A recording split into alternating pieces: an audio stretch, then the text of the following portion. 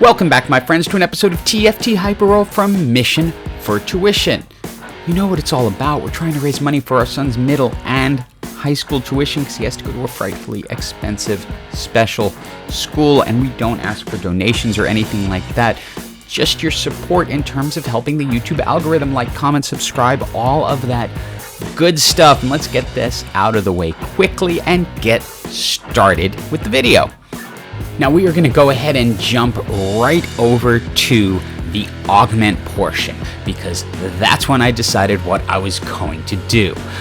I saw Electrocharge 2, which is amazing on a tank team, and even though I didn't have a single Bodyguard or Enchanter at this point, I went, you know what, I'm probably gonna be able to get them as I go along, so yeah, let's try Bodyguard Enchanters even without it. Now I'm going to start off by just trying to make the strongest team possible, so I 2-star the Twitch and just leave him in there so that I'm not automatically losing, and then I can go searching for more Bodyguards and Enchanters as I go.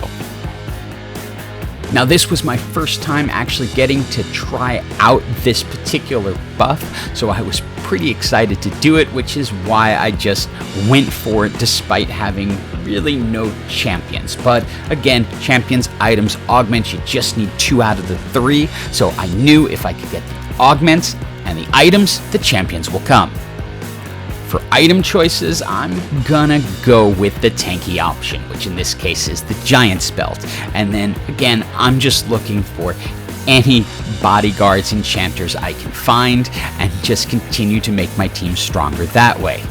Now I dumped out the Twitch, which was probably a mistake. Having a 2-star at this point was probably a better choice than just looking for more rolls, but I wanted to try to get my 1-star Bodyguards up as high as possible. I threw the War Mod onto Poppy because I'm looking for as much health as I can get on these champions. Remember, anytime they get hit with a critical strike, there's going to be that little poof bubble going off doing damage around them. So the more health they have, the longer they survive, the more damage they do. Now the one problem you're going to face in this type of build are AP heavy teams like this when you have a misfortune with a Rabadon's Death Cap, because your Enchanters do not come until later in the match. So you're strong against physical attacks early, but not so much against magical ones. So if you decide to try something like this, understand that early on you're likely going to lose a little bit, unless you happen to end up with a really good 3-cost Bodyguard like Leona straight out of the NPC round. But don't worry, it makes up for it in the end. So the second set of augments was not exactly what I was looking for. I was hoping for something to build into the tank theme, but wasn't meant to be.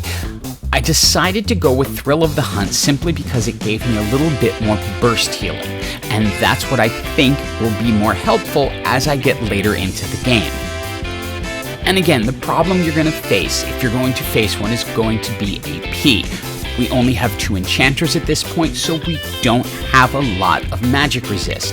And a champion like Lucian, who's going to stand back and do a lot of magic damage due to his ult, is going to be able to reduce your team. So even though you hold up longer than most, you're not there yet. With these choices, I really didn't see much else except to go the damage route. And with Morgana on my team, the Needlessly Large Rod was going to be very effective. She can put out a ton of damage in the right place. We then get lucky, find a Senna, and so now we have 3 Bodyguard, 3 Enchanters, and the team is starting to take shape. And it's fights like these that make this build oh so much fun. I just love watching teams hopelessly beat on your team only to see them slowly killing themselves from the damage that they're inflicting. I can also imagine how frustrating it is to be on the other side of this, but yeah, it's a little bit troll and petty, but fun. I decided to go ahead and switch out my Poppy for Leona because she's a fantastic tank in this set as well. I could have waited for Braum, but I figured, you know what, it's time. We're kind of trending down towards the bottom half, and even though I feel that once this is complete, it's going to be almost impossible to beat, I want to try to make it as strong as possible as I'm going along. This one, sadly, just wasn't quite enough to hold on. So a lot of stuff is about to happen all at once, so let me take you through what was going through my head. I knew I had a Tome of Traits, and I was hoping it was going to be one that was very friendly to the tank build. So I was thinking of going Battle Mage, since Morgana is very strong, and the Socialite Hex is within the first two. But I decided to go Sunfire, simply to weaken the team at the start. Then, I pick up the additional Socialite emblem, because I'm thinking, why not make Morgana stronger? This way she'll be gaining mana faster. But then was offered the VIP Leona, which would have had a chance if I had picked up the Debonair trait. Then I maybe could have grabbed a Syndra. But since it went like this, I decided to load up Morgana with all of the AP items and then make Leona even tankier and see how this all works out. And as you can see, with the bubbles being hit, along with the damage that Morgana is able to do, the team has become really strong. You may remember this team from earlier with a really well itemized Lucian who is able to crit every single time. But those crits are actually helping me out now. I have enough magic resist to hold up to him, but each time he crits, there's a little electro bubble that is doing damage to everyone around them, allowing them to win.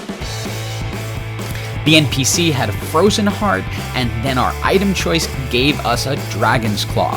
And since we're doing tank, I'm sticking with mostly tank items on my main champions, with my one damage being Morgana.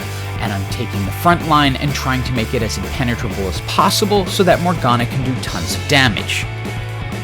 And this is where this build is really going to act as a counter this season, because so many teams rely on crit. And if you're strong enough to withstand their major damage, once you get close to them, like this sniper team, they're going down simply through their own actions. And with that win, we are into the top 4.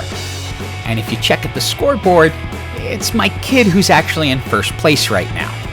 I go ahead and switch out Poppy for Braum, because Braum is going to be the stronger tank even at 1 star, but I also don't have the need to go over 4 bodyguards. You don't get additional for the 5th, so I'm thinking that I'm going to end up using Jace as the final piece in this puzzle.